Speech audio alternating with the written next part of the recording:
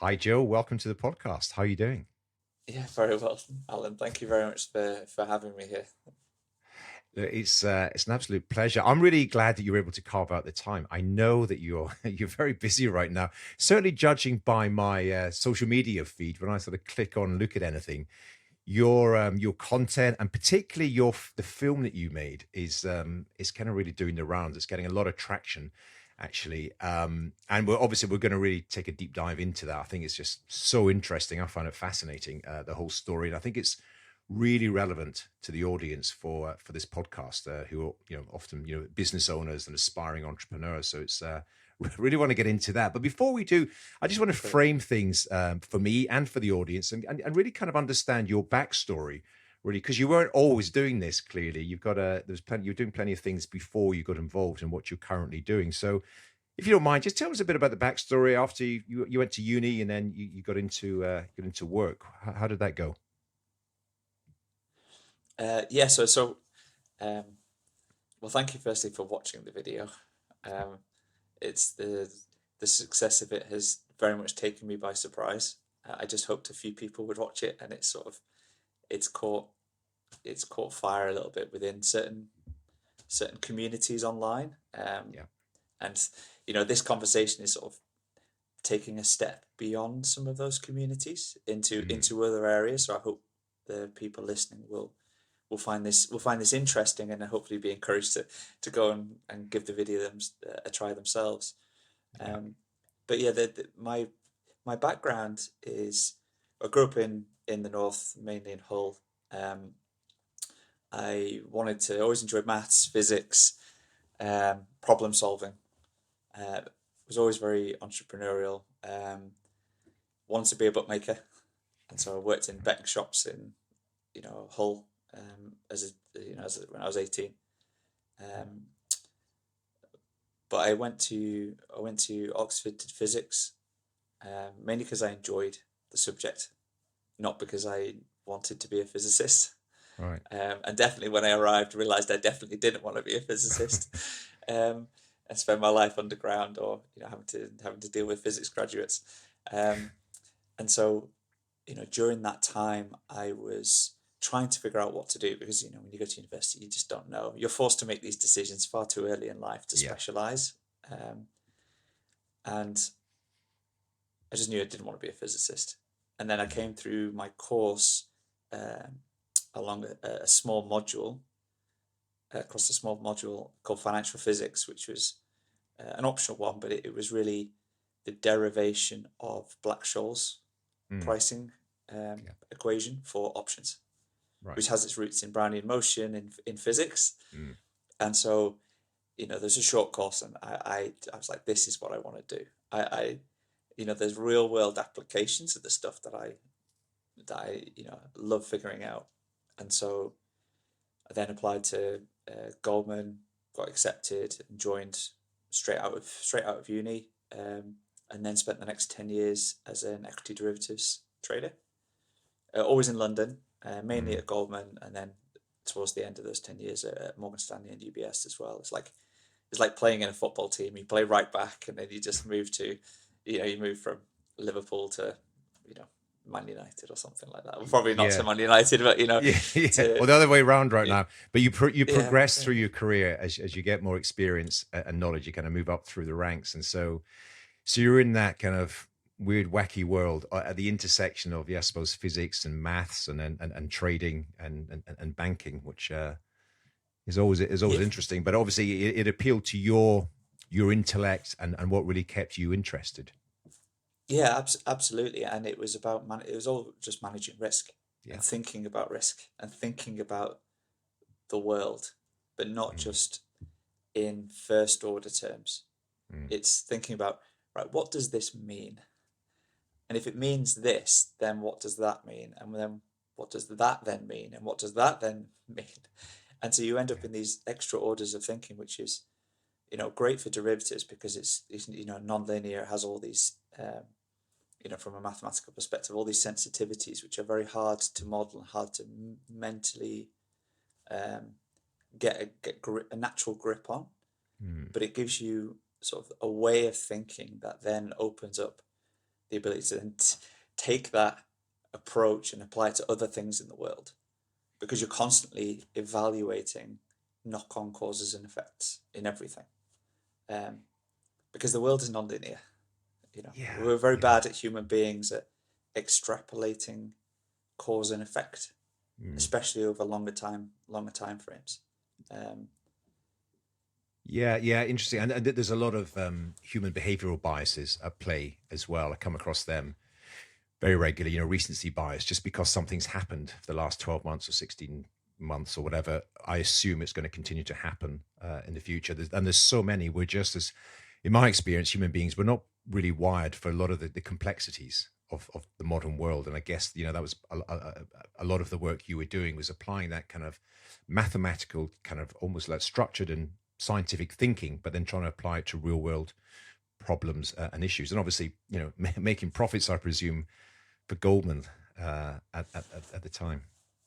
well, yeah, I mean, one of the good things, I guess, is being an equity derivatives trader is that the profitability of that function is inversely correlated to the stability of the world. And Right. so as the world Yeah. falls apart, things become more volatile, and Yeah. there is more opportunity. More people want to do things. Um, you know, Pension funds, asset managers need to readjust hedges and things like this to protect Yeah. portfolios, and there's just more activity, which means that the banks become more profitable in those areas while suffering potentially tremendously in other areas of the business that are leveraged and such. So, it was a really incredible 10 years and going through the financial crisis, but then the last Mm, 5 years it was sort of dwindling to zero volatility again as the mm, as the money printer switched on, and the right. world was just flooded with all this all this capital Mm, created out of nowhere. mm, And towards the end of those 10 years I started modeling football, so soccer, if you've got any Americans listening. yeah. But from a mathematical perspective, I just wanted to understand. It was a bit of fun. It was Yeah. like, I wonder what the mathematical, how you try and model the the probabilities of outcomes in football matches from Right. a firm mathematical basis. And so I went down that rabbit hole and ended up building predictive models, and then Okay. realized that I could do this better than the bookmakers, and therefore left the city to then move into sports. So applying the same approaches from Mm, derivatives and a lot of the mm, same maths, but just applied yeah. to a different arena, which was less efficient. And then I met somebody else who'd done almost exactly the same. He'd been at Morgan Stanley for 15 years, been a fixed income derivatives Mm, trader and structure, but he was an engineer, and I mm, was effectively a sort of quant trader. But he'd done the same things, like, I model football. Oh, I'm better at doing this than the bookmakers. I'm going to leave, like, I'm moving to sports. And then so just coincidentally, our paths crossed, and we just immediately talked the same language because we've got a shared background for 10 or yeah. 15 years. We approached it from the same angle, but we had totally complementary skill set. He was an engineer, and Yeah. I was more on the quant side, and so we were like, well, we should build a business here. Mm, We can build a business. We can um, start by you know effectively trading our own capital, because we can do that. So we have infinite runway. yeah. We don't need to take any funding, um, because we can back ourselves to be able to create edges in the markets in a systematic way. Then the pressure is off for us to figure out what the business model really is.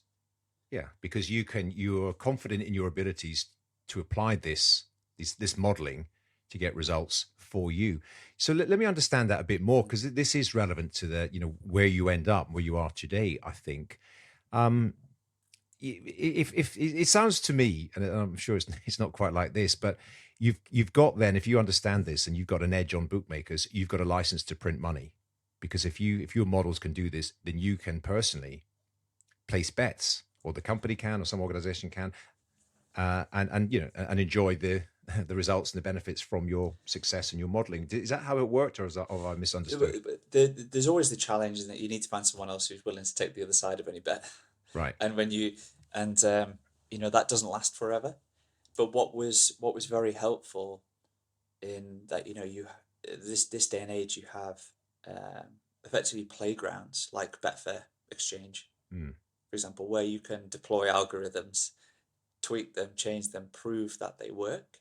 Hmm. And then it's like real world testing Right. for a B2B product. So what we're effectively able to do is take all those algorithms and turn them inside out and start supplying operators, bookmakers, with better prices, Got it. Mm. right? Because we know they're profitable. Yeah. Um, and because of the maths involved, our speciality was not just trying to do everything. It was finding those areas of specific sports where things are not well understood or Mm. not well modeled, where there is, a pool of markets that are highly liquid and where there's a lot of core information in them, like like win and loss markets in football. Yeah. When Liverpool play Man City at the weekend, Yeah. the whole world is betting on that, and there's Yeah. a huge amount of money being bet on it, and information that you can then extract from the relative probabilities in that game.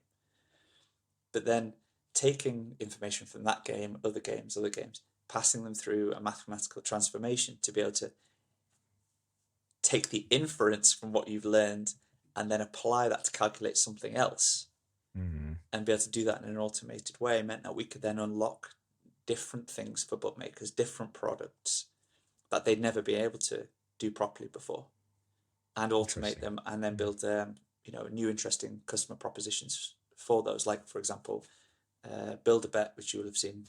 probably in the UK Yeah. if you've watched the TV Yeah. at any point while a football match Absolutely. has been on for the last Yeah. 5 years. Yeah. It's those sorts of things. And, in case somebody hasn't done that, it's, Liverpool to win, Liverpool to have over 10 shots, Salah to score, Man United to get a red card.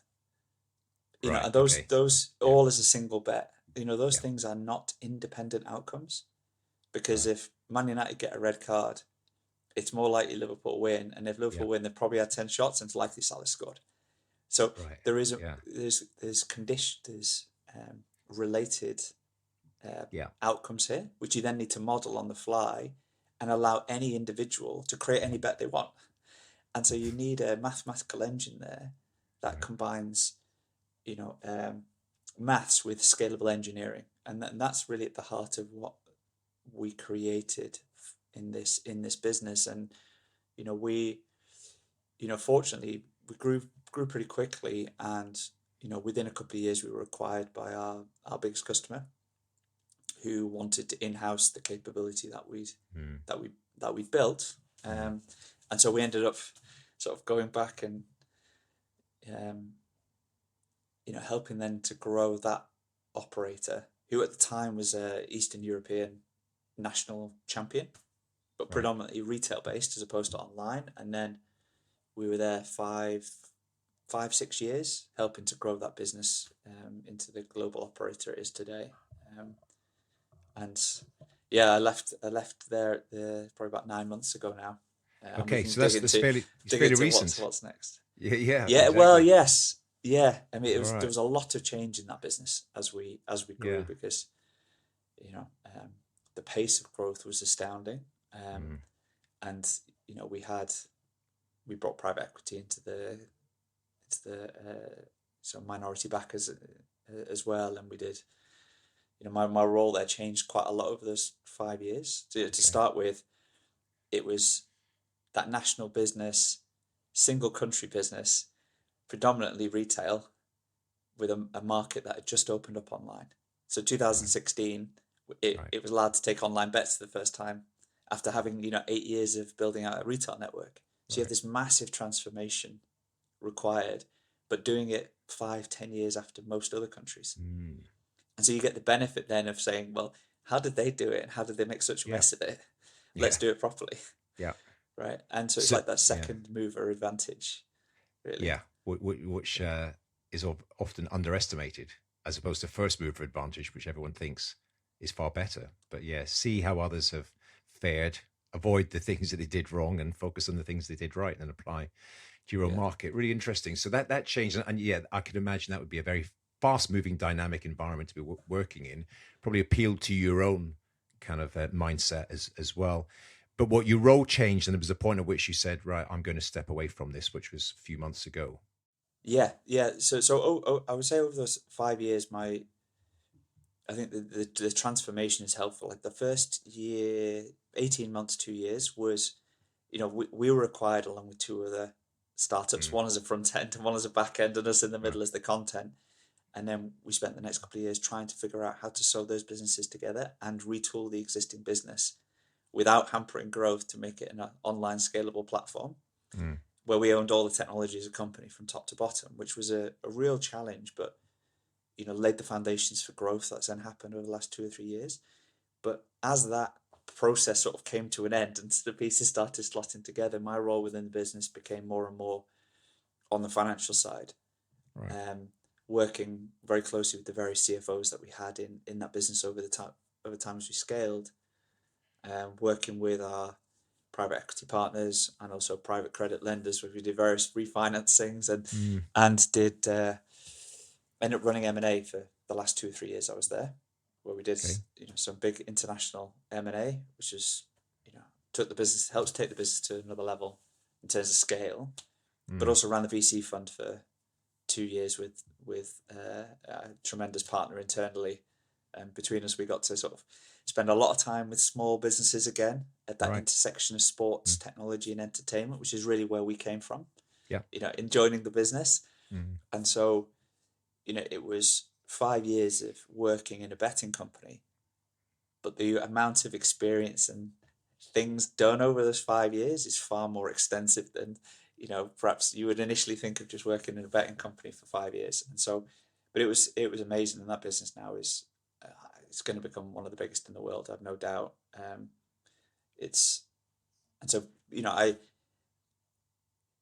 it reached a scale where my ability to add sufficient value yeah. or feel like you can influence things to a degree Yeah. becomes much less. And also, you as businesses scale, you naturally move to ever greater levels of specialization, Yeah.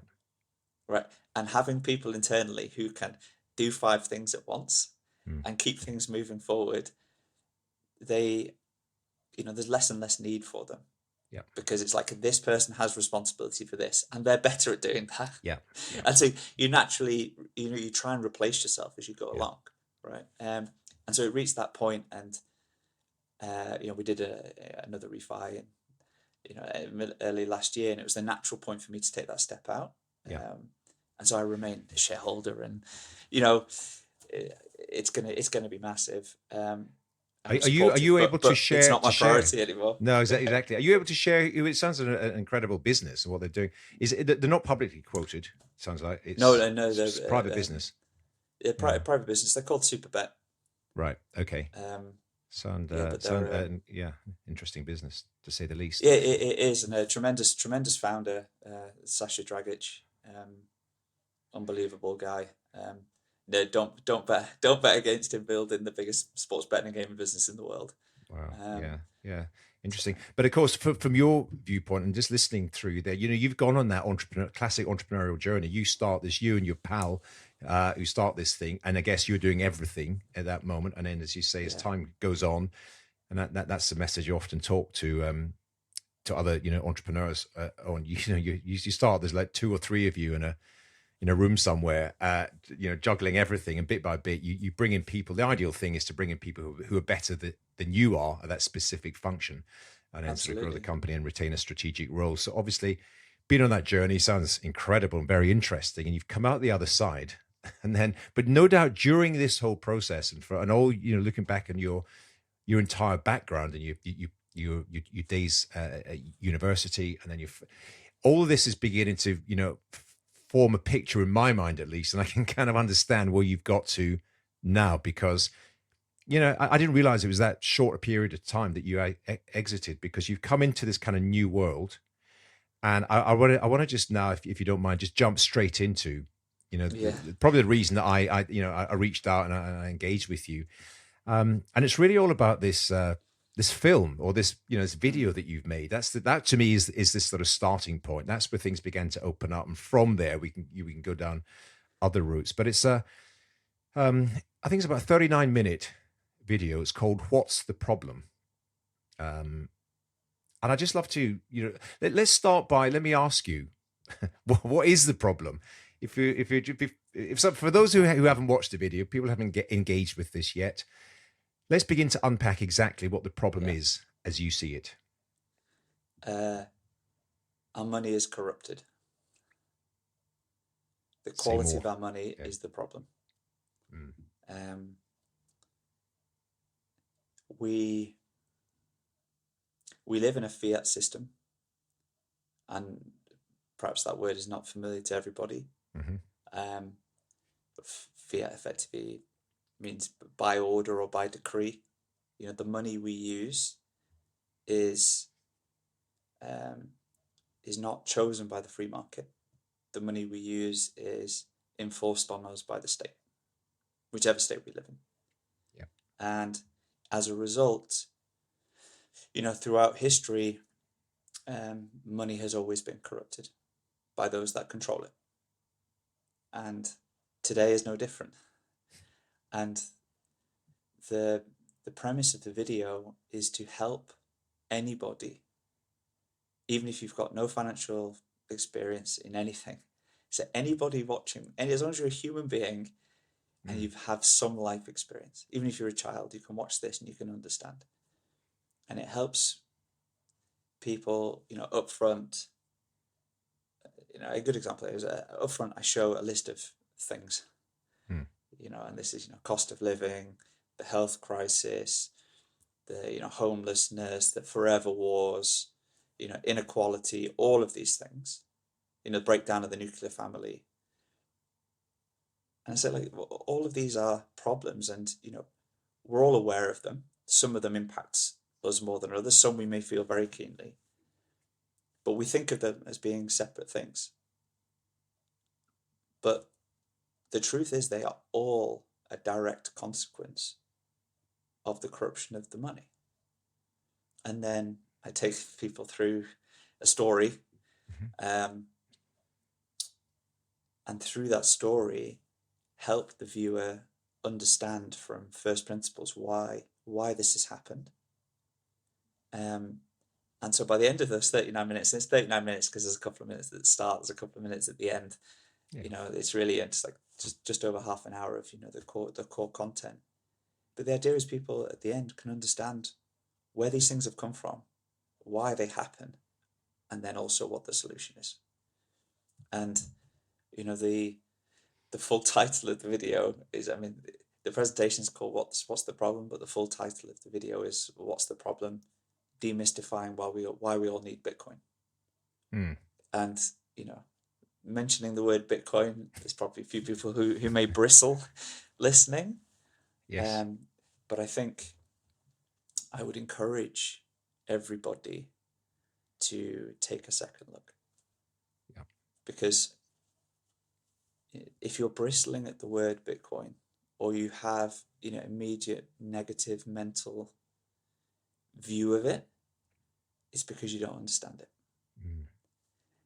And you don't understand it probably through a combination of not doing enough work to understand it, because it's not necessarily easy, but also the information you've been provided on it up to this point through media, through government, etc., comes from a basis of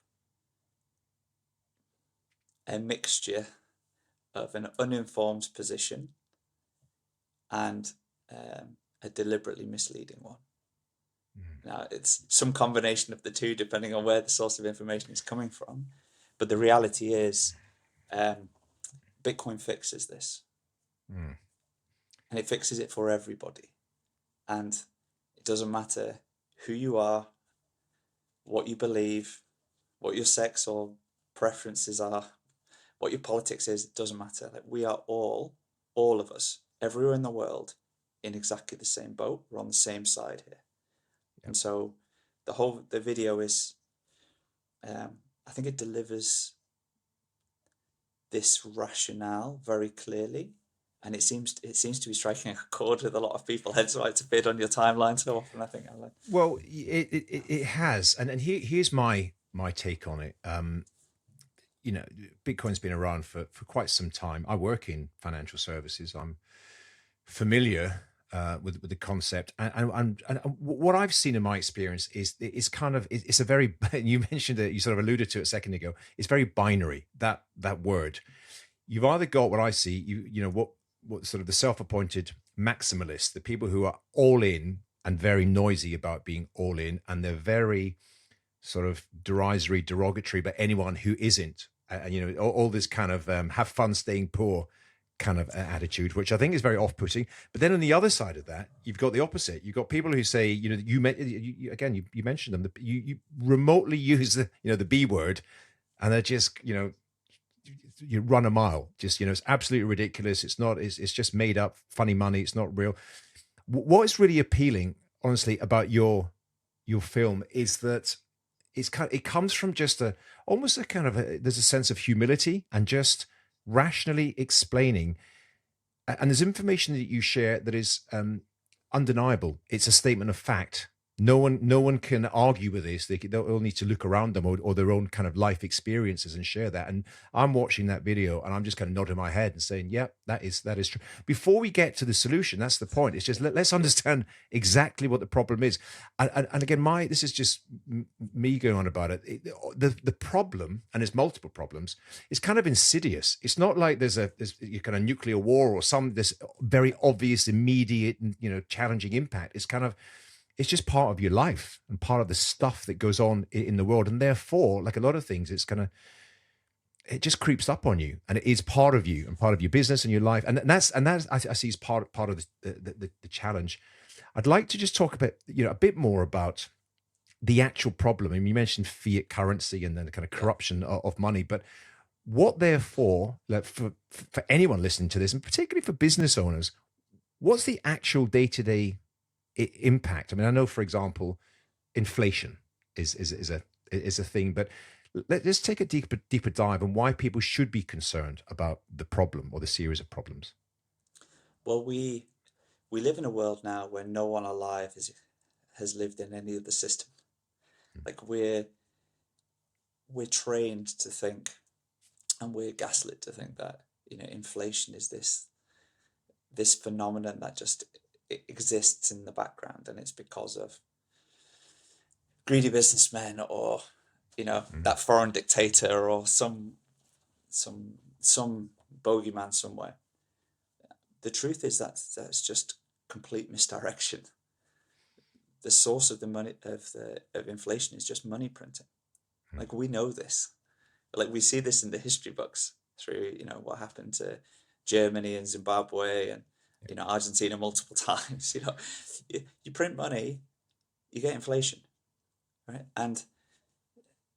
But politically, that is not the message any government wants to lead with in any sense. You know, we have the central banks.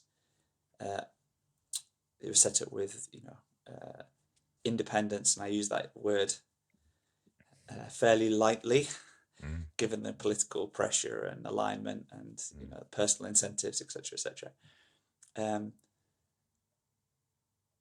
But it's really just the expansion of the money supply which drives inflation, and that's it. And so, from a, you know, and business people understand this, and it, you know, in the video, as you rightly say, it's not a Bitcoin video. It's not about Bitcoin. It's about the problem. Yeah. Now, we can all agree on the problem. You may not yet agree on the solution, right? I'm very clear in my mind what the solution is, and I think when people do the work, they naturally end up with that as the solution. Yeah. You know, you might think gold or something like that, but when you really double click on that, gold falls away and is replaced by Bitcoin, for various reasons, and we can talk about that as well. Yeah. But really, via the video, I strip it back, and we start talking about first principles again. Like, the natural state of the world is one of deflation, which seems so strange a statement nowadays, but it's logical. It's entirely logical. Anybody, you know, and maybe I'll just recap this for 60 seconds, because, Sure. you know, it forms the basis in a free market with perfect money. Prices go down forever and quality goes up forever, right? And this is driven from human action. And so in the story, you have a shipwreck, and then there's, people are trying to figure out how to survive. And initially they're living hand to mouth.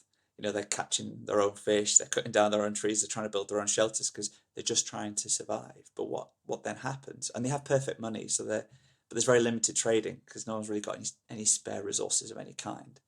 And they're providing solely for themselves. But what naturally happens is you get specialization evolve. Some people are better at fishing, some people are better at cutting down trees. And so they end up specializing in those areas, so they're able to become more productive in them versus the average person. And so you increase the supply, which lowers the prices, and you increase the quality because they're better at doing it. Yep. So prices fall and quality goes up. And then there's trading between people because, if you're just catching fish, you need someone to build the house, you need someone to provide you with logs for the fire. Yep. And so you get this economy. And then what happens is you have greater levels of specialization. People improve their processes. They make further advancements. And then they also are able to free up their time to innovate further in those processes because they're more efficient. And then to use the capital they've accumulated to invest in others and to invest in themselves to unlock new innovations. So what happens? You end up in this free market cycle of innovation and improvement, which just further lowers prices and increases quality and creates more specialization. This is how the world is when you don't interfere with it. Right. And so what should be happening and what happens on this island is the value of the money goes up. The money itself becomes more valuable over time, and that benefits everybody. So even if you're not a productive person in society, just by holding your money, your quality of life improves year over year because your money, the price of tomorrow is lower than the price of today. Yeah. And so it lifts the quality of life for everybody. And this is the natural state. This is the natural state. And so deflation is where we should be. What happens is that gets corrupted via the introduction of somebody who's able to change the monetary supply and introduces inflation by printing that money effectively for the government and the people connected to the government, and via the Cantillon effect, which then starts to distort price signals and has a cascading effect, which ultimately ends up in all affecting and driving, being the primary driver for all of those issues that I mentioned at the start. And it's that connection for people, which I think, a lot of your audience as business owners will naturally appreciate. Yeah, deflation is absolutely the natural state of the world until you interfere with it. And so inflation is entirely man-made, and it siphons off the wealth of the population back into the hands of the unproductive government. And that's all that is happening here.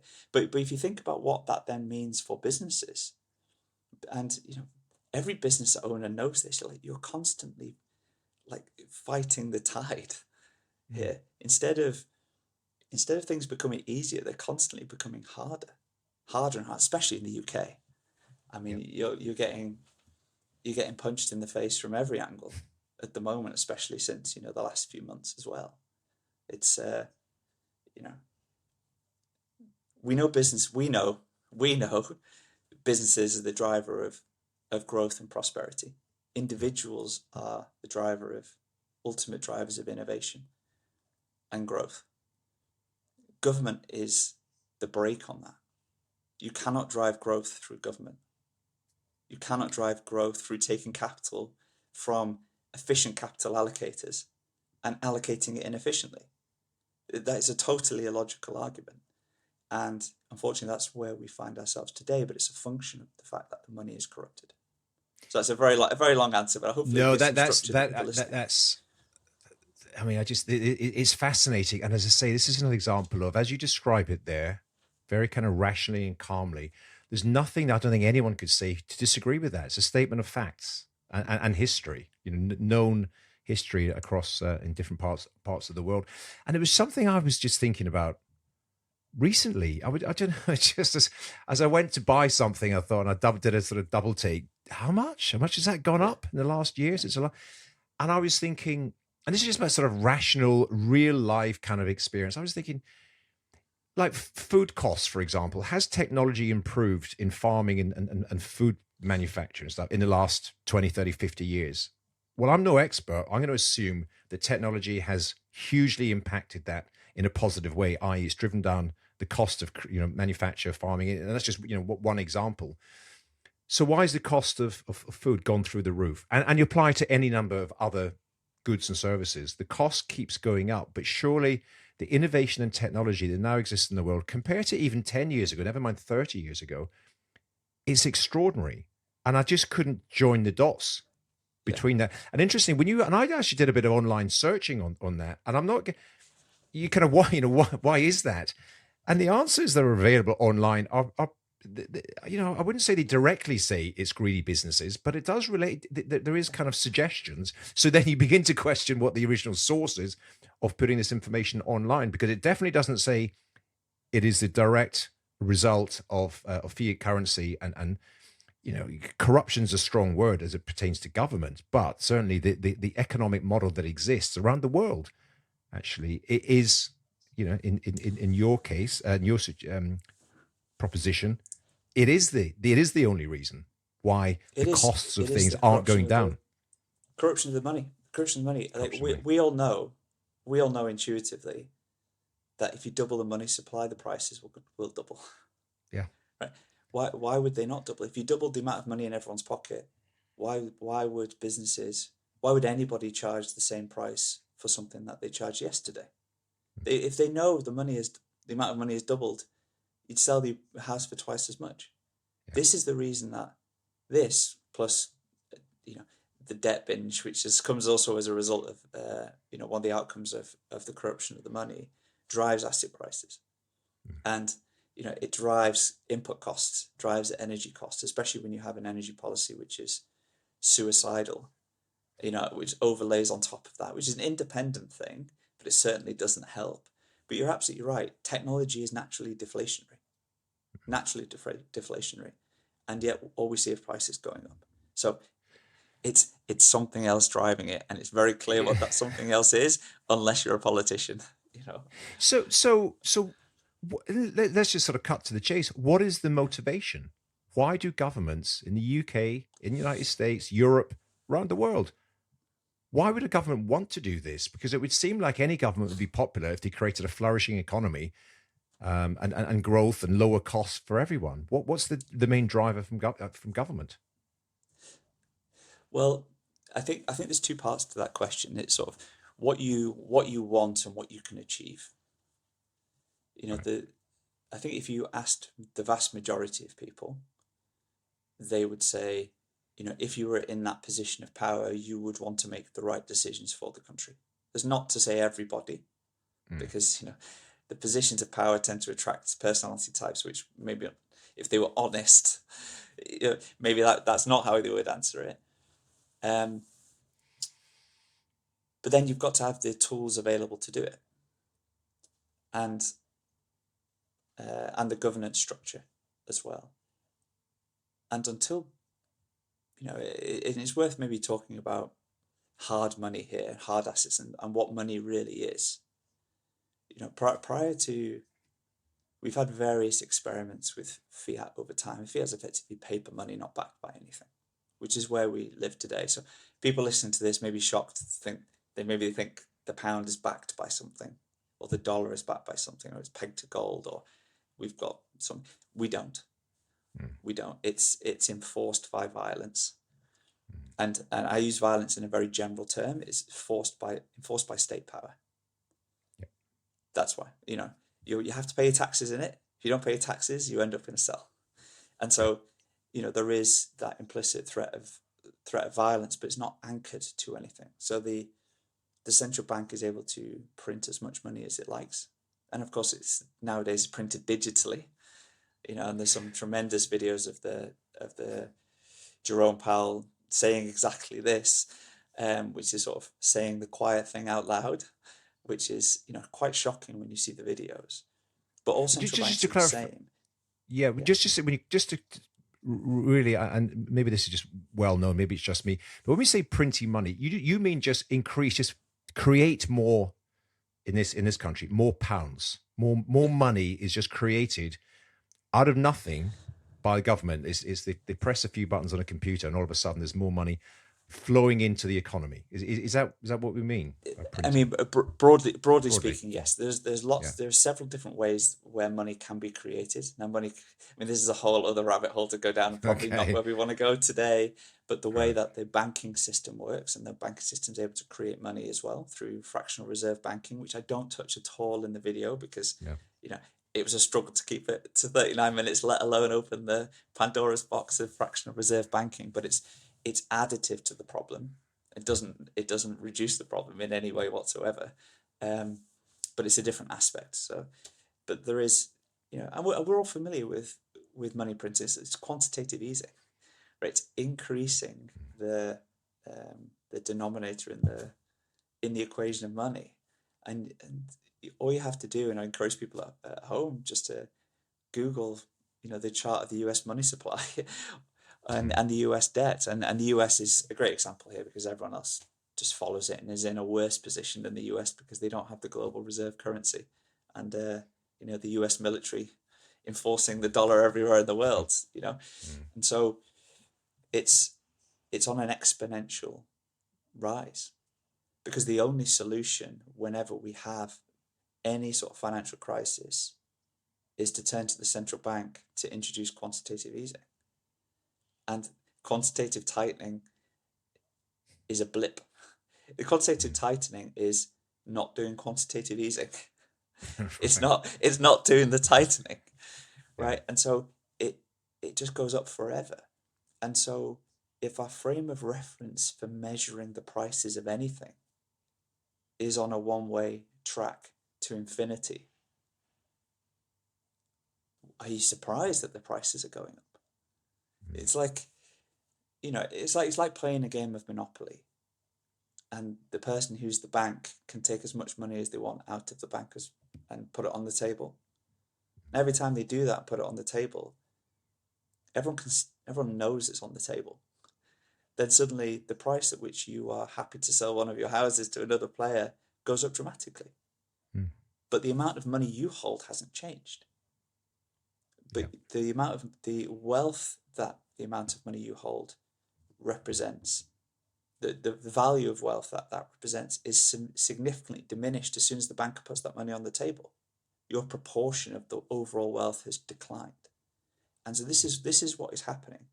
And so by introducing and in the video there's a character called Fiatello and he presses the big red button repeatedly, and this big red button allows him to change aspects of money or just print money, and he keeps pressing the big red button because it's the only option he has.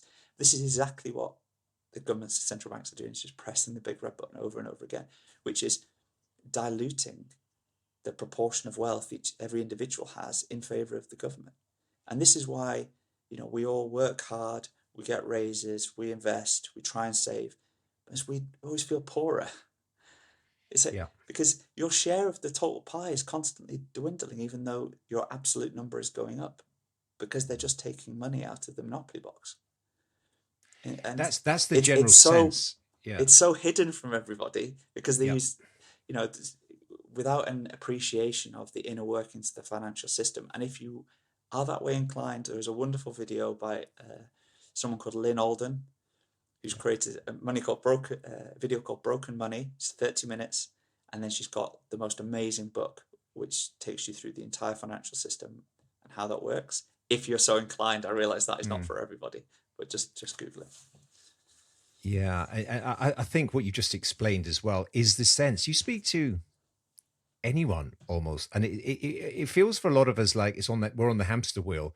We're all working harder than ever. We're trying to sort of create economic security for ourselves, for our businesses, for our families, and it's harder. And it's just, Yeah, and it doesn't, and you speak to anyone, and you talk about this to some extent in the film as well. Younger people. And I live in London. You try and get on the property ladder now. The cost of housing is just it's beyond. And there's so many people have just given up. They just realize I will never be able to, even if my wages are going up, but not remotely as fast as the price is going up. And so I'll never own my own property. And I don't know if you talk about it in the video, but sort of knock on impact about yeah, birth rates and all that sort yeah, of stuff. There's a real just, huge issue. All I guess this relates back to your origin story and looking at kind of derivatives and all these in theory unrelated issues, but in reality they're all related. They're all part Yeah. of the same problem, They're, right? they're all direct consequences. I mean, take that example, Alan. So the young people living Mm, in London today, the fact that they can't get on the housing ladder, what does that change about their decision making? mm, Right? They're now trying to rent, but then the rents are going up too much every year. yeah, So they can't plan and put down roots and be in the same place for a number of years. They're sort of hopping around. They're, they're the way that they think about their life is increasingly short term, which means you don't sacrifice in the short term for the gain of the long term because there is no long term to be able to plan for. yeah, So you start living day to day or month to month or holiday to holiday. And the natural consequence is that you just put off doing the things that we've all done and the people who came yeah, before yeah. us did. And think about what that then means for society. And it's all down to the money. It's all down to the corruption of Mm, the money. Um, and so, there's probably 100 things I could have put on that slide, yeah, touching all areas of society. And when you start going down this rabbit hole and learning about Bitcoin, which we'll come to, yeah. these things just become increasingly Mm, clear. And, the antidote for this poison that is cascading through our economy and our lives, that is, fiat money, is hard money, mm, is something that people cannot change. And I use the example here, and with all of these things, it's trying to abstract away the complexity and just make it as sort of simple as possible to get started, because you can drill down to yeah, the complexity if you're motivated to do so after. But I had a conversation with, I was invited to go and speak after launching the video to a venture capital firm in London, mm, right? yeah, Because they hadn't come across really Bitcoin before, weren't thinking about it, and I had a contact there. He said, "Come down and you can give us the presentation, and we'd like to ask you some questions." So I did that, and the questions, you'd be amazed at some of the questions. So, but inflation's a good thing, right? mm. Was one of the questions. These are Inflation's from good. VC investors. Yeah, They're inflation's good. asking. Inflation. Yeah. I was like, what? Inflation's, yeah, because it encourages people to spend. Otherwise, the economy would slow. And I was like, okay, but spend on what? You're spending it because your money's decaying. You realize you can't save it. You can't put it Mm, in the bank and rely on the purchasing power. So you're inclined to get rid of it as quickly as possible for short-term things. What? But living in a world where you don't have this artificially created inflation means that you make better decisions around spending money. You question whether what you're spending is actually going to add value to you in your life, or it's going to be a productive investment. So it increases the quality of investment in an economy, and therefore gives you more stable long-term foundations for long-term growth, rather than pumping up a consumer-driven debt bubble that requires bailing out and more pressing of the big red button every 5 or 10 years. But Well, my point, let I me sort just of gone ask you. slightly off. So sorry. Yeah, yeah, No, go on. good. No, good. Good. Good. Good. Well, let me just ask you about this. So, but theoretically, if I'm going to, I don't know, buy a car, but Mhm. I know that it's going to cost me less in a year, I will defer buying that car. Would I not? That's a rational decision to make. If the cost of that is going Depends whether you down, need it. Depends, and it comes down to personal need, right? Alan. It's like buying a car to have it sat on the driveway so that your neighbour thinks you're better off. Probably not, Yeah. right? If it's because I need it for driving productive purposes in my life, or it's going to make a material difference, I'll still do it. And this is what I mean by improving the quality of decision making, because if I didn't buy that car to have it sat on my drive so the neighbour thinks I'm better off, I can then use that capital for productive purposes, which drives longer Yeah. term growth. And it's that 180-degree thinking Yeah. that people struggle with, because we naturally exist in this inflationary world, and we think, GDP and all the things, but these are like made up statistics. It's like we live in a world, unfortunately, where no one's willing to suffer any pain at any point. and the state is increasingly, it's like nanny state, isn't it? But it's Yeah. true. Anything that goes wrong, people look to the state to intervene. And so whenever you drive an inflationary economy, inevitably you're going to have pullbacks, but no one can stomach any of the pullbacks. You've just got to press the big red button and print more money to get the Yeah. train going up again, which slowly siphons the wealth from everybody towards the government. And business owners know this better than anybody else because they're getting hit from the personal side, but also the businesses are getting squeezed from every direction. Yeah, they are. Inflationary costs, wage rises, and taxation are all part of it. And it is, I'm very much in the business community, Yeah. and it's a challenge. There's no, I think it's as challenging. I've been in business 30 years. It's as challenging as it ever has been, and doesn't seem to be getting better. And I think just for thinking through that kind of deflation question, if the car you were going to buy was going to be less expensive, but you had use of it, but the car in a year from now or 2 years from now, if you follow that line of thinking, is actually going to be a better car because technology is going to improve and it'll be sort of slightly better than the one you're going to buy today. Yeah. So you could get it for lower. You could get a better car. And yes, the costs will come down, but you can deploy the capital. If you do defer it, if you don't need it right now, you can deploy that capital appropriately. And I think that's the point here. And it does take, forgive me, I'm a little bit slow in these things, but it takes a second because there's embedded thinking, and then you've got to challenge that thinking and say, well, you are beginning to make both personal and business capital allocation decisions. Do we need that good or services right now? Is it optimal to acquire that, to part with that? Because the other side of that coin is, if that is worked out perfectly, the deferred consumption, if you didn't spend the money to buy that good and you saved it and you kept it somewhere, that would grow, that would improve and increase in that kind of deflationary cycle. So there is benefits, on both, whether you buy it now or whether you defer spending. So it is a different economic model, and it's a different way of thinking, actually, that none of us have ever grown up with. That kind But of it's thinking. It's the natural. Yeah, it is natural. Yeah, way. but we've been so indoctrinated. It's the way the world works. If Or the money's should. not corrupted, Yeah, right? Which is the whole point. If no one can manipulate the money supply, this is how the world works. And can you imagine living in a world where you can put money in the bank and rely on the purchasing power being there next year, and not only that, it having greater purchasing power next year than it has this year.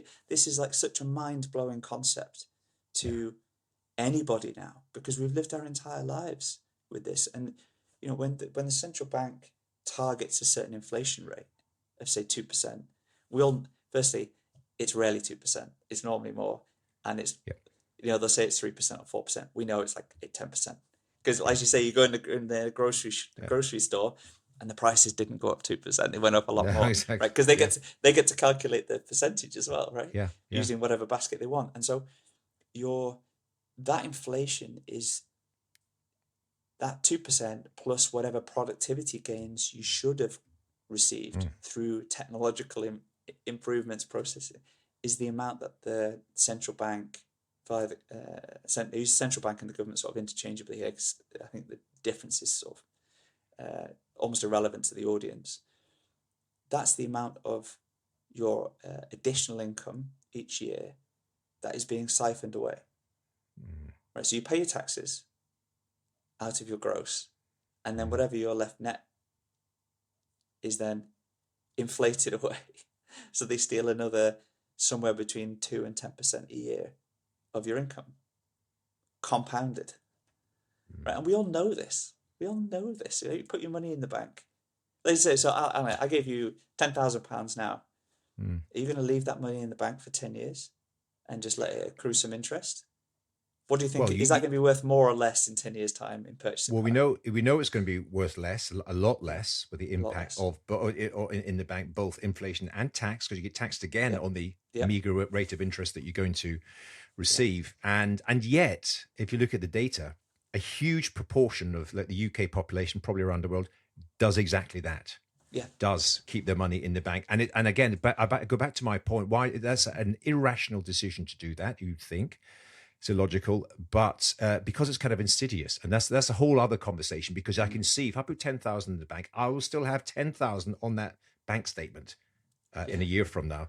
But my purchasing power is the key thing. Now, exactly. it obviously has reduced. Now, in the world that I live in, I do want to sort of talk about this specifically in a moment or two. But I operate a business which is a regulated, FCA regulated financial Mm, services business.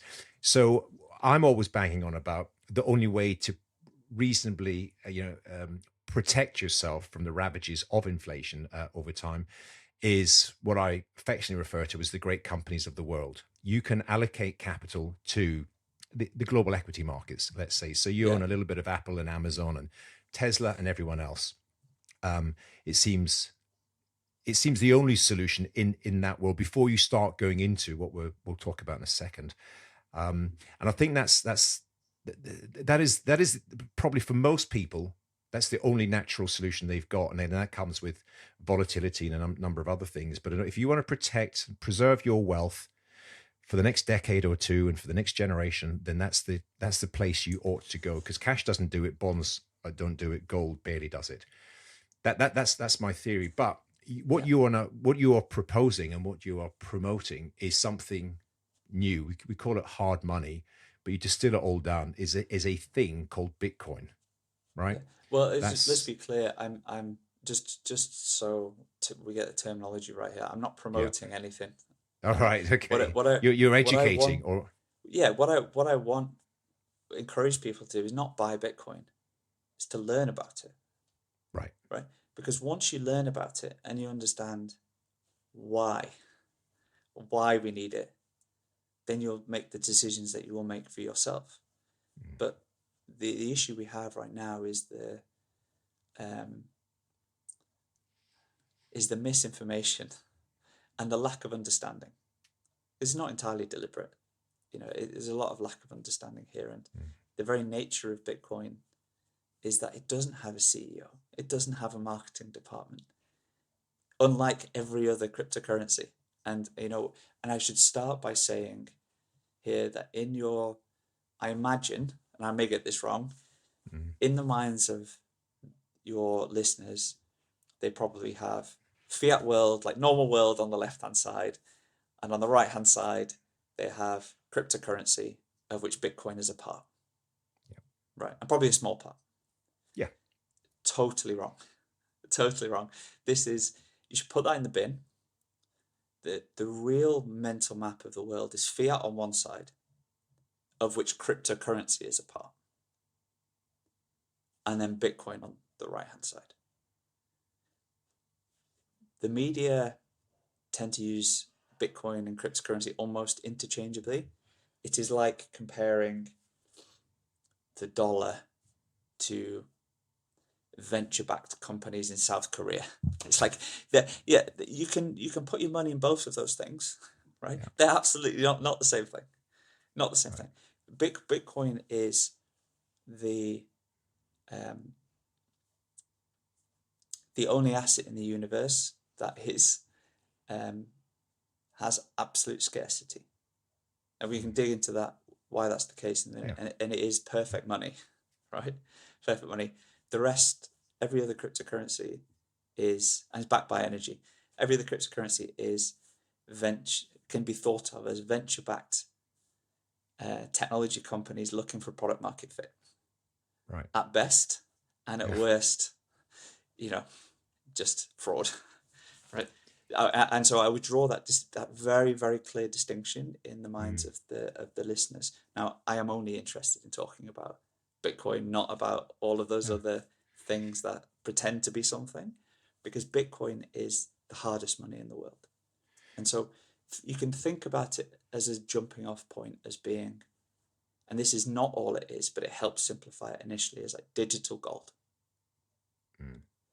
So gold, prior to the discovery of Bitcoin, and it's more of a discovery than an invention because it's for various reasons.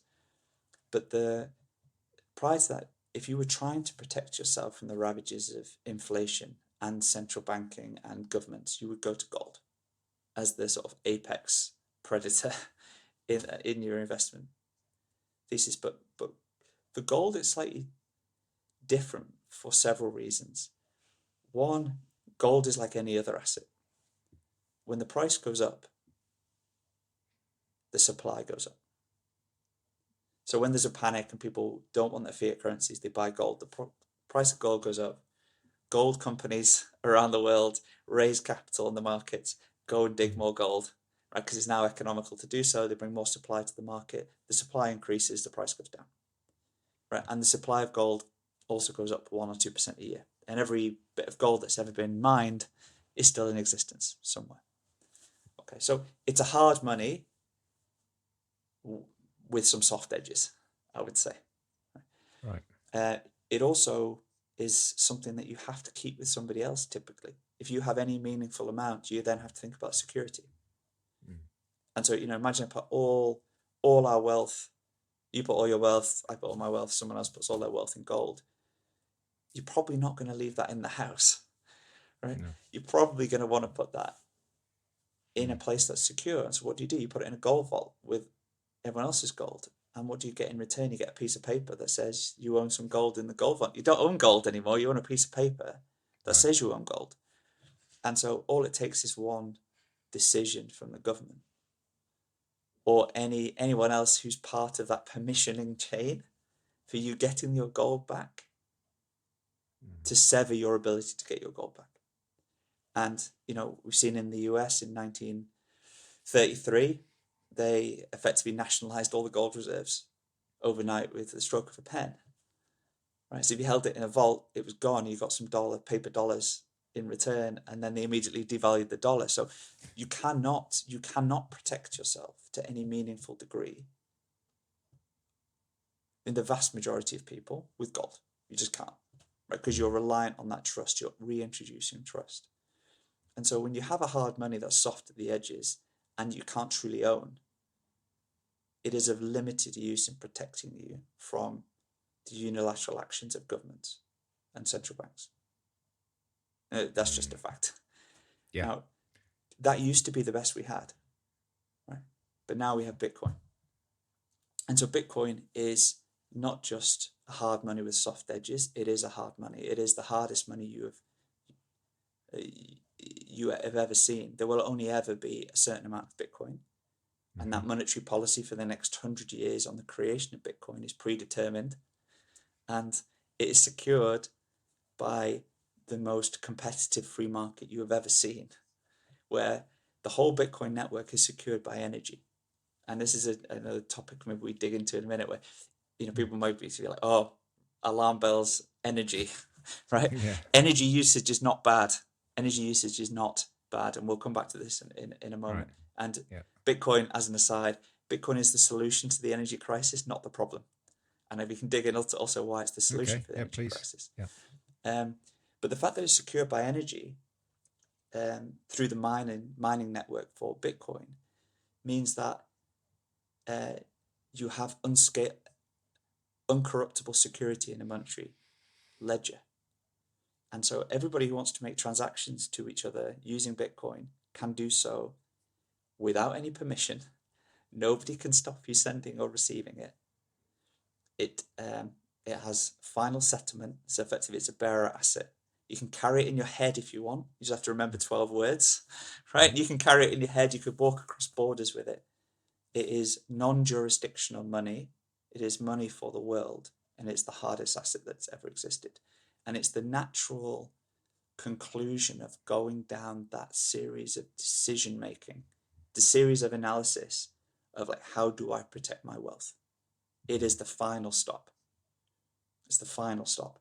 And to jump to sort of almost hyperbole, like in my view, it's going to eat the entire world because it's inevitable.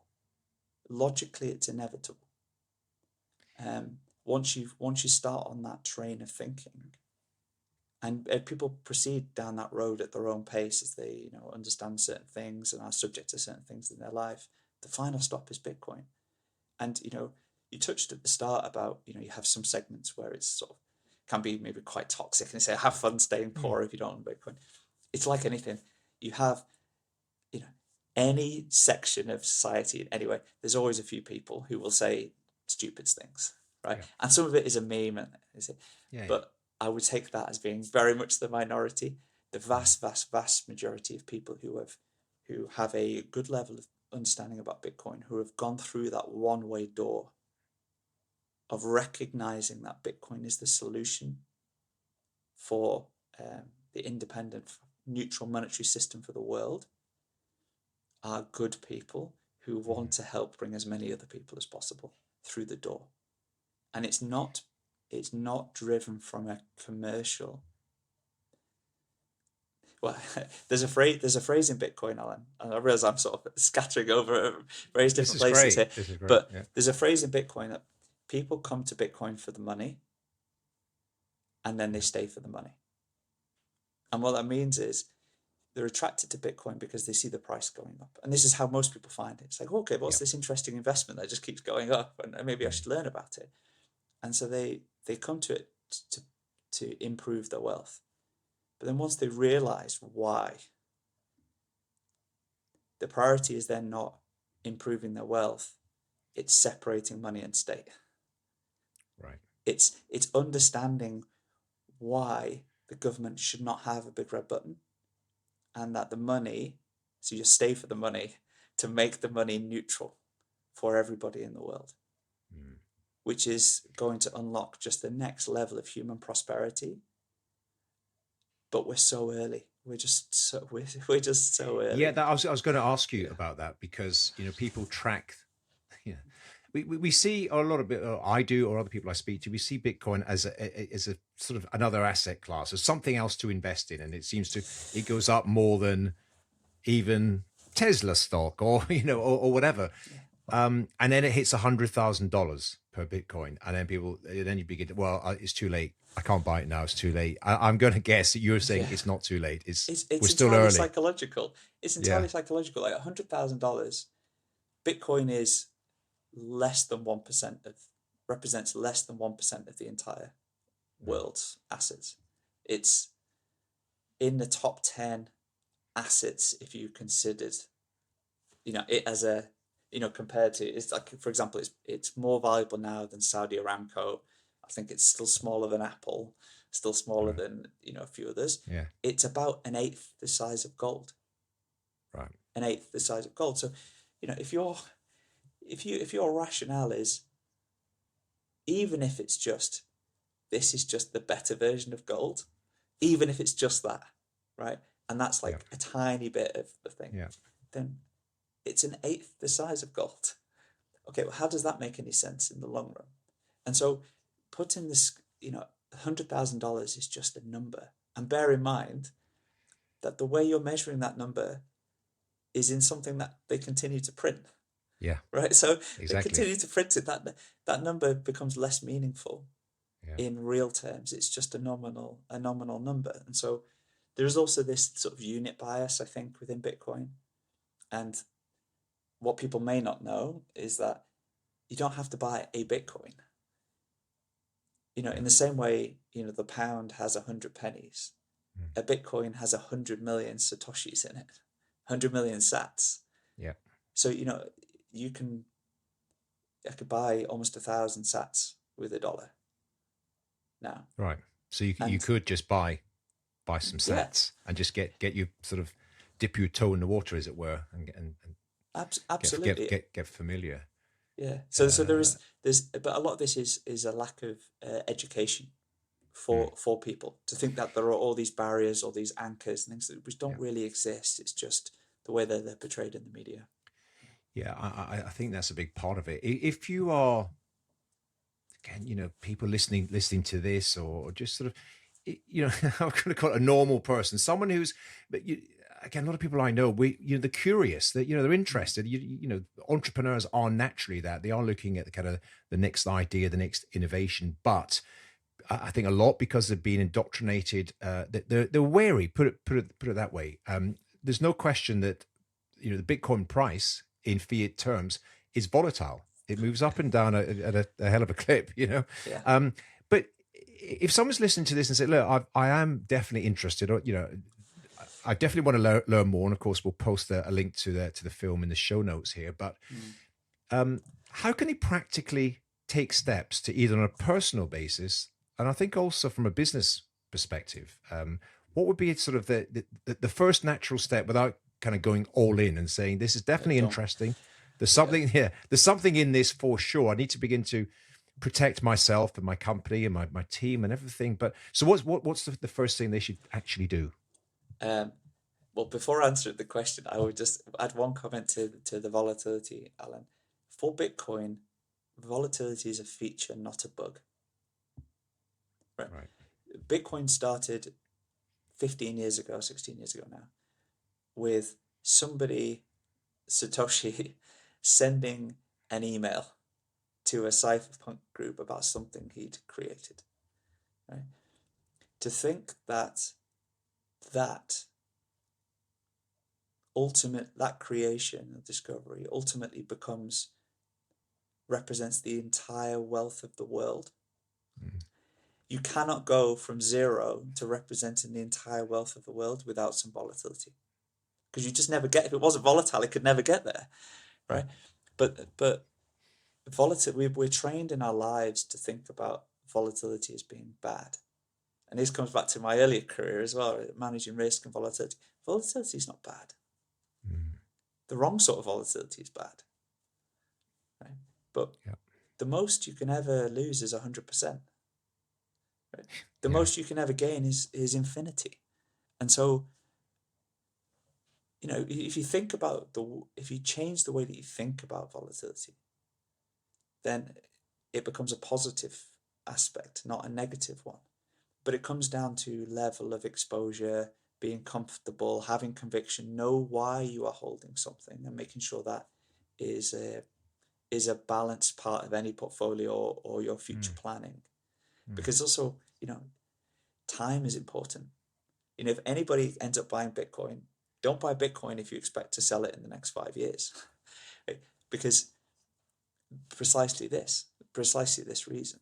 And so, 100% to reiterate, I'm not advocating anyone goes and buys Bitcoin. I'm advocating they just read about it. So to answer your question, educate yourself. There's more and Right. more material out there. We'll also put, hopefully in the show notes, I'll put a Yeah. link to the website, which has the video Yeah. in, but it Yeah. also has, within the learners section, it then suggests 5 other little videos and 4 Right. books to sort of the next natural. Once you've watched this video, if you want to learn more about it, there's 5 more, all really easy to access, different aspects of Bitcoin, and then you'll just start going down that rabbit hole. But you have to do the work. You have to understand it. Okay. Yeah. Yeah. This is what I'm really getting now. Yeah. And you are absolutely not selling or advocating Bitcoin. What you are selling is education or encouragement more than anything for people to learn more and Yeah. understand it. And then once you get a sense, and I've heard people say, 100 hours is a minimum kind of contribution that you must make. If you watch videos, read books for a minimum of 100 hours, you will have a far better sense of what it's all about, and then make up your own rational mind. If you say, I've read everything, I've watched everything, I still think it's a nonsense, absolutely fine. Yeah. You at least you're better informed. But Yeah. what you're But saying is I, that the I likelihood is you will continue to learn more and probably begin to embrace that. absolutely. But at least I hope the video gets you to a point where you recognize the problem. You may then Yeah, disagree on the solution, and yeah, that's yeah, fine. exactly. And that's fine. But half the most of the battle here is helping everyone understand what the problem is, Mm. because then you can take steps to protect yourself and your family and your business. Yeah, yeah, for sure. And and that's what the video does. Yeah, It just explains it in very, without trying to sound negative. It's just it's simplistic. It's not a complex video about all the complexities of the sort of money system. And I think your story with the two people who chose a different path in terms of their money system. It just explains it very, very clearly. And as I say, if watching that video, if it's 39 minutes of your life or 32 minutes or whatever it is, then leads you to go to the next step and the next step, then you Joe are doing a great thing for the world. I think. Can I ask you some specifics around? Again, I'm kind of thinking about my own circumstances, the business and the industry that I work in, and you historically were working in, which is the kind of the yeah, financial services industry. As I speak today, and we got no shortage of clients who say things like, do you think we should invest in Bitcoin? Now, a lot of those decisions or those questions, in my experience, are not because of a deep understanding of the challenges with the money. It's because it's gone up by X% for the last little while, and is a natural sense of I'm missing out here. Why we're not invested in this? The reality, however, whatever you believe in, is it's not a regulated product or service or asset class in the UK. It's a regulated business. We couldn't even recommend it to somebody, even if we passionately believed in it. So let me ask you two parts to that. Do you think that will change? Do you think regulators in the UK, and maybe, I mean, things seem to be shifting in America, but park that for now. But in the UK, will regulators change? And if someone, and if in the short term, what is the way that someone would access it or would invest? Well, in the long run, things will absolutely change. Right. In the long run. However, we are setting ourselves up for failure in the UK, just intrinsically, with our approach to business full stop. With the approach of this government, especially, but also with the last government. But it is related to what we've been talking about. Now, the FCA specifically have effectively miscategorized Bitcoin as a mass market investment, and this again done deliberately. They had an open framework where the industry and everybody could submit feedback as to the categorization they were intended to use for different assets, and almost exclusively the feedback was, this is the wrong bucket to put this in because of all the characteristics, and they did it anyway. And so there's always going to be an element of self-interest from the decision makers here, given maybe some political ambitions that people may have at some point, and the alignment to the power that Bitcoin as an asset class brings to people outside of the remit of government. Means that you sort of naturally inclined, when you have the rule setters and it goes against their interest, they set rules which are extremely overreaching.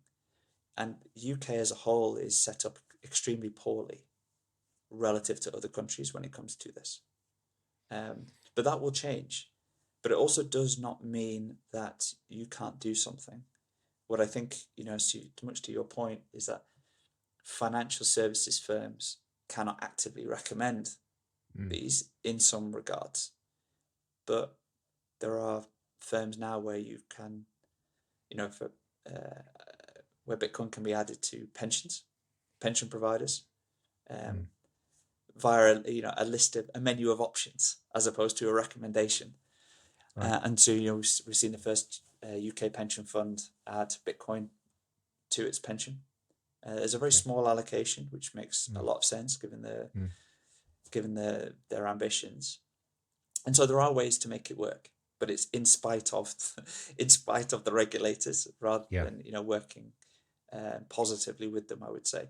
But those will change. Now, as far as individuals go, as far as businesses go, you can still unilaterally make decisions and invest in these things, but done in the right way. And so it's, again, referring back to that mental model. If it's not Bitcoin, don't touch it. Because, sure. And so this is just Bitcoin only. But businesses are increasingly putting it on their balance sheet, especially small, especially SMEs, where they have a governance structure that allows them quick decision making, not by committee. Because the bigger you are, the more people you have to convince. It's the more regulatory or the more connections there are with the government, etc. But for small businesses, family businesses, who are struggling and are worried about long-term solvency and making sure the business is there in 20 years for their children or their grandchildren, Bitcoin is a wonderful option to consider and learn about. And I would say in the UK, I mean, most of the audience here, Alan, is UK based. Yeah, there are now X. If you're on X, there are spaces now most Mondays, run by, Okay. a small group of British business people discussing Bitcoin. Right. And, there are lots of people doing this, and it brings a level of long-term thinking and planning to businesses that is sorely missing elsewhere. Very interesting. So you've seen or you've experienced or you're aware of SMEs, Yeah, small businesses in the UK, and they own Bitcoin. It's on their balance sheet. It's a kind of absolutely. and or instead of cash, which they traditionally would have just Yeah, held. but Interesting, and they can do that directly. There's as a company, as a corporate, yeah, you can own.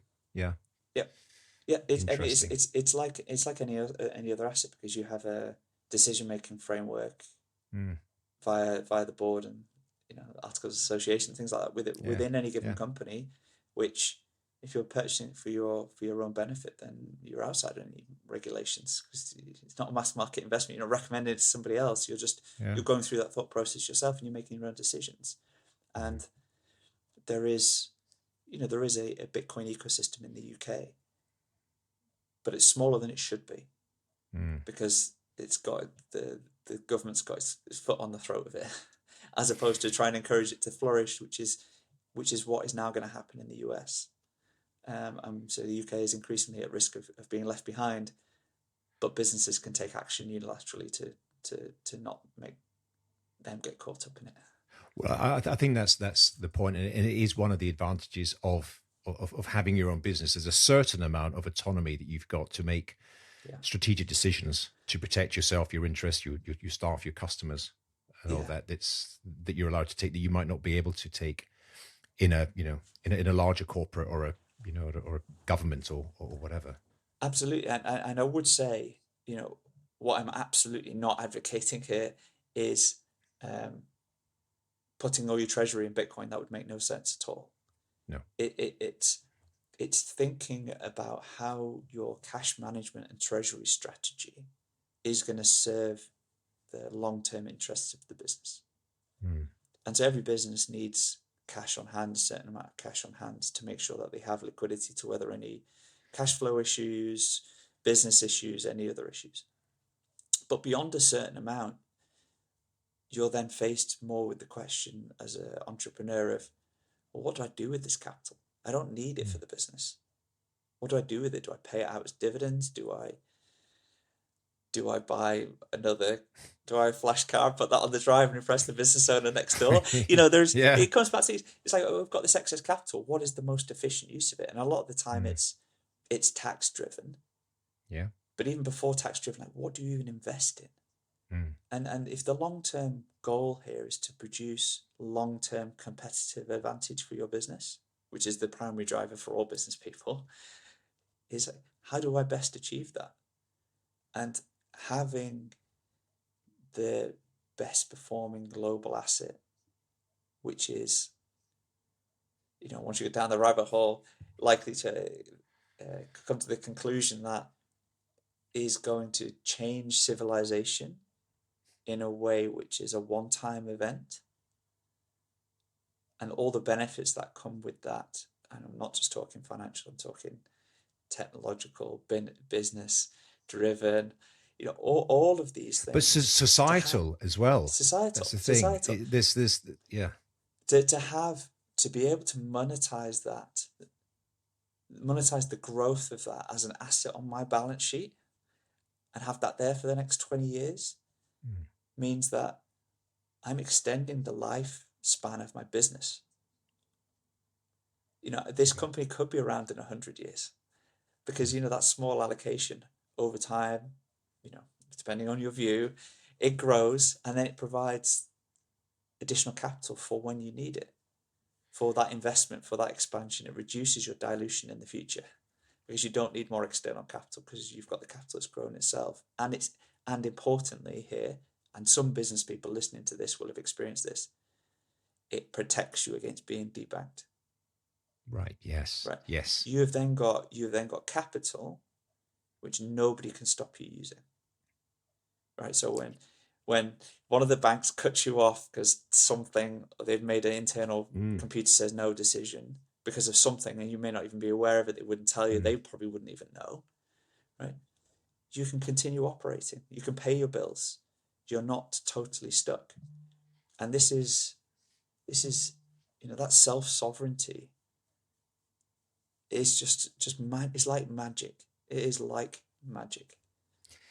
It really is. Put that way, it sounds extremely positive, attractive, and on that point, I know several business owners who have been, well, if not debanked, they've had no end of challenges of information required by their bank just to keep their account open. It's just been such an issue for them. So yeah, it does create additional level of independence, security, sovereignty.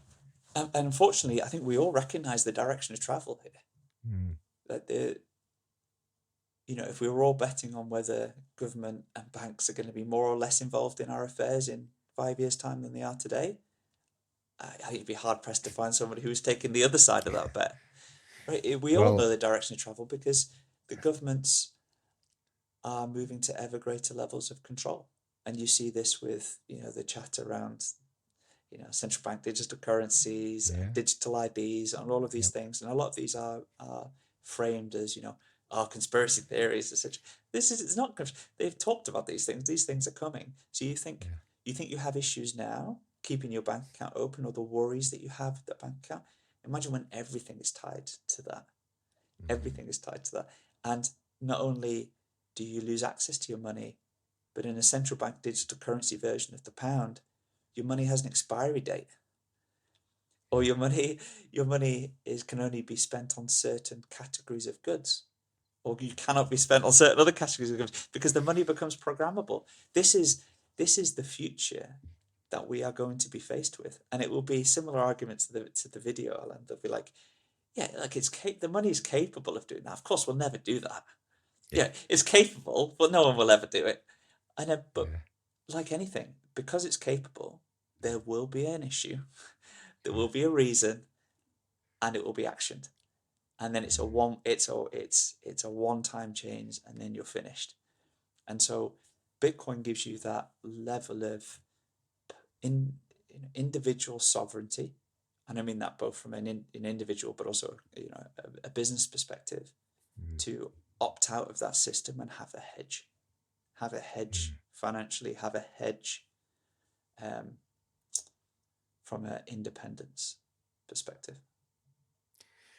Really, really interesting. This is a headline. This is a different conversation that I'd normally would have, but it's so relevant because as you know, the majority of the audience they're aspiring entrepreneurs, they're thinking of starting a business, or they're running successful businesses, they're planning to grow, to exit, but all roads lead back to creating financial security and independence for Mm-hmm. themselves, for their colleagues, for their families, and all that. So this is spot on. This is so relevant. Conscious of your time, I want to sort of let you get on because I know you're a busy guy. And normally I ask people, what resources do you think the audience would find valuable? You've already mentioned. I think start, and I'll obviously post all the links in the show notes, but start with you got to. It's a video, and there's a website that is kind of attached to it, and that should be the kind of the first step. I think Yeah. anyone who's remotely interested in this should invest the time, watch the video, then go to the next step, and you've got to say a number of books that you recommend that people spend the time and read. Yeah, and Yeah, I would encourage everyone to watch it. Even if you totally disagree with every single word I've said, I would love you to yeah, watch it and then email me and tell me why. Because, yeah, it's everyone just needs to know, because we're all subject to exactly the same thing. It doesn't matter what mm, we believe. Like we're all this is the one issue, we're all on the same team, mm, right? And let's just make sure everyone's aware of the problem. And then, if you're interested to learn more about Bitcoin as a result, then great. So on the website, there is a learn section. Hit the learn button, and you'll get taken to the 5 extra videos and the books. And you can contact me through the website if you want to learn more, or yeah. you know such and such. And especially if you're a business owner and you want to get involved with the business community in the UK who is actively doing these things, Yeah. then also please get in touch, and I will loop you in so that you realize that you're not alone with this stuff.